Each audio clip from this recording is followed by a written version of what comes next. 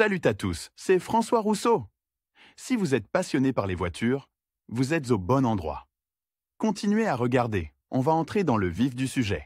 Le capteur de position du vilebrequin est l'un des dispositifs les plus importants de toute la voiture. Comme tout autre, il peut tomber en panne avec le temps. Pour éviter que cela ne devienne une surprise, vous devez connaître les signes possibles de dysfonctionnement et les raisons de leur apparition. Il est également important de connaître son emplacement afin de pouvoir le remplacer à tout moment. Objectif et principe de fonctionnement du capteur de position du vilebrequin. La tâche principale du capteur de position du vilebrequin est de déterminer l'angle de rotation du vilebrequin à un moment donné. Sans cela, le moteur calera et ne fonctionnera pas. Il est toujours utile d'avoir cet instrument avec soi, car il est assez difficile à obtenir. Il fonctionne en conjonction avec un disque de synchronisation sur une poulie ou un volant d'inertie. Le capteur lui-même ressemble à une bobine de fil avec un noyau magnétique. Lorsque le disque de synchronisation tourne, les plaques métalliques se rapprochent et s'éloignent du noyau. Cela entraîne une modification de l'intensité du champ magnétique. En même temps, un courant électrique est induit dans la bobine du capteur. Le transmetteur de position lui-même est un dispositif simple, mais son fonctionnement s'effectue dans des conditions assez difficiles. C'est pourquoi il existe des cas de défaillance. Emplacement du capteur de vilebrequin. Le capteur de position du vilebrequin joue un rôle particulier dans le fonctionnement du groupe motopropulseur. C'est la raison pour laquelle ce dispositif se trouve toujours à proximité. C'est particulièrement important pour les contrôles et les réparations éventuelles. Le capteur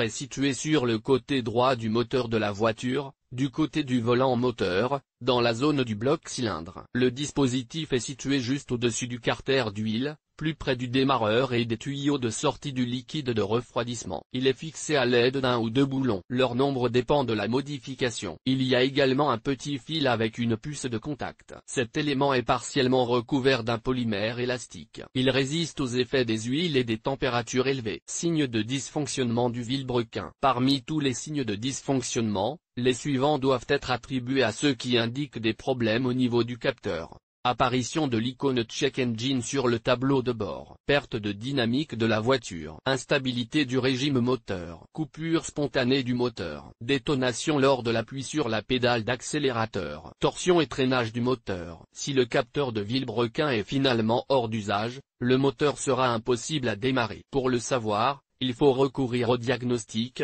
qui analyse le fonctionnement de tous les éléments associés au système d'allumage. Cause possible de dysfonctionnement. Les raisons pour lesquelles le capteur de position peut cesser de fonctionner sont assez nombreuses. Les plus courantes sont les suivantes: surchauffe du moteur lorsqu'il est en marche. L'essentiel est le suivant: lorsque le moteur ne tourne pas, la température à l'intérieur reste normale et le capteur fonctionne tranquillement. Lorsque la température dépasse la valeur normale, l'appareil commence à fonctionner beaucoup plus mal. La raison en est une augmentation de l'échauffement du diamètre de l'enroulement de la bobine d'inductance, ce qui peut entraîner la rupture de connexion fine. Fermeture de la dérivation. Dans la plupart des cas, le revêtement protecteur est un vernis isolant. Il est utilisé pour recouvrir l'enroulement de la bobine d'inductance. Cependant, avec le temps, il devient de plus en plus sensible à la corrosion, aux dommages divers et autres. L'apparition de ces troubles entraîne une détérioration de la couche de vernier. De ce fait, l'enroulement peut à tout moment se court-circuiter. Rupture de l'enroulement.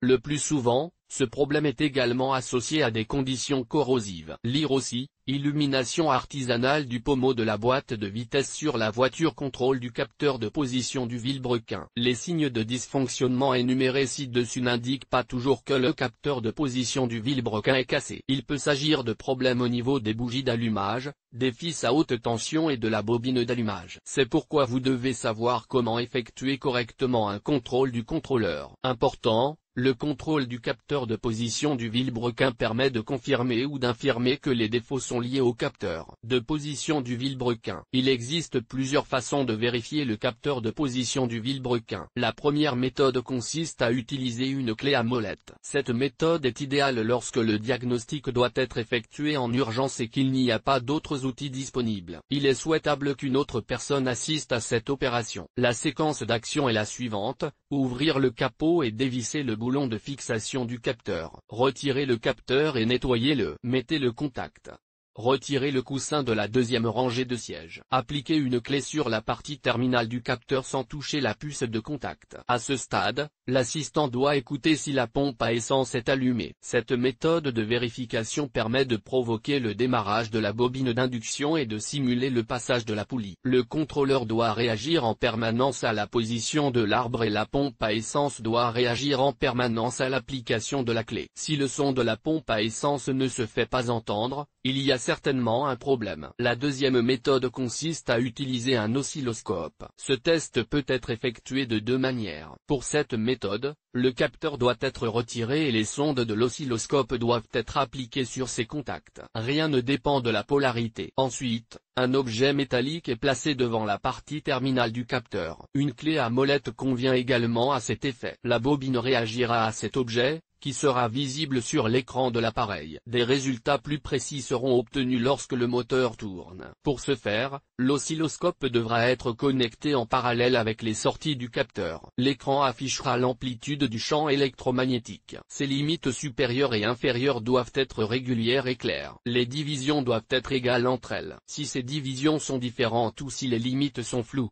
cela signifie que les dents du volant sont cassées ou effacées, ce qui peut entraîner une erreur du capteur. Dans ce cas, le problème ne vient pas du capteur, mais de la partie mécanique. La troisième méthode utilise un multimètre. Ce test est effectué en mesurant la résistance, le commutateur est placé dans la position souhaitée, le capteur est retiré et les sondes du multimètre sont insérées dans les contacts. La plage de résistance de la plupart des capteurs est comprise entre 500 et 700 ohms. En même temps, l'instrument doit être réglé sur 2000 ohms. Si une valeur inférieure est affichée, le problème se situe au niveau de l'isolation de l'enroulement de la bobine. Le capteur devra être remplacé. Si aucune valeur n'est affichée, c'est qu'un maillon de la chaîne est cassé et que le capteur ne peut plus être utilisé. Lire aussi, comment changer soi-même l'ampoule du phare avant de la voiture. La quatrième méthode consiste à utiliser un scanner de diagnostic. Cet appareil est utilisé par les personnes qui sont plus professionnelles dans le diagnostic de leur voiture. Grâce à lui, vous pouvez vérifier non seulement le fonctionnement du capteur, mais aussi les valeurs d'autres paramètres du moteur. L'appareil doit être inséré dans le connecteur standard, après quoi il communiquera de manière autonome avec l'écu. Vous aurez ensuite besoin d'un téléphone, d'un ordinateur portable ou d'un PC équipé de Bluetooth ou de Wi-Fi. Les appareils seront appariés via ces réseaux. Pour ce faire, vous devez installer un programme spécial. Toutes les erreurs disponibles seront affichées à l'écran. Parmi elles, les problèmes liés au capteur incluent P0336 et P0335. La cinquième méthode consiste à utiliser un ohmètre. Cet appareil remplace tranquillement le multimètre. Le moteur doit être arrêté. Il sera nécessaire de retirer le capteur et de toucher les fils de l'appareil au contact du connecteur. Dépannage.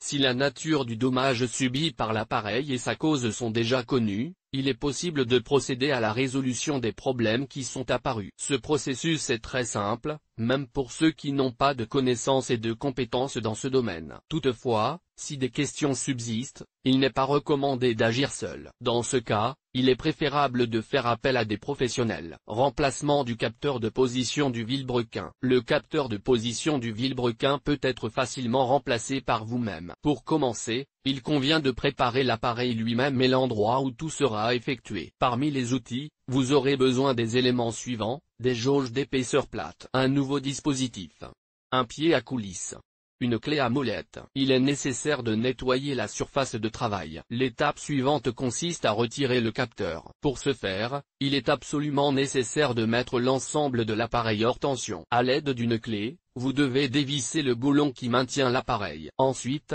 le capteur lui-même est retiré. Après la procédure de retrait, le capteur est soigneusement lavé et séché. S'il y a un excès d'humidité, il peut être éliminé à l'aide d'un coton-tige. La température de séchage doit atteindre 85 degrés. Après tout cela, il convient de mesurer la distance entre le noyau et le disque de synchronisation. Les données obtenues doivent être comparées aux données spécifiées dans la fiche technique. Il est nécessaire qu'elles coïncident. Il est maintenant temps d'installer le nouvel appareil. Pour ce faire, il est préférable d'utiliser des éléments de fixation. Cela garantira une installation correcte. Ne serrez pas trop les boulons. Vous éviterez ainsi d'endommager le boîtier. La dernière étape consiste à connecter le DPKV au réseau, après quoi vous devez vérifier que le capteur est opérationnel. Saviez-vous à quel point le capteur de position est important pour la voiture? Si oui, quand l'avez-vous appris et auprès de qui? Avez-vous procédé à un remplacement indépendant ou avez-vous toujours fait appel à des professionnels? Racontez-nous votre expérience dans les commentaires et cliquez sur le bouton partager, afin que d'autres personnes apprennent de nouvelles informations.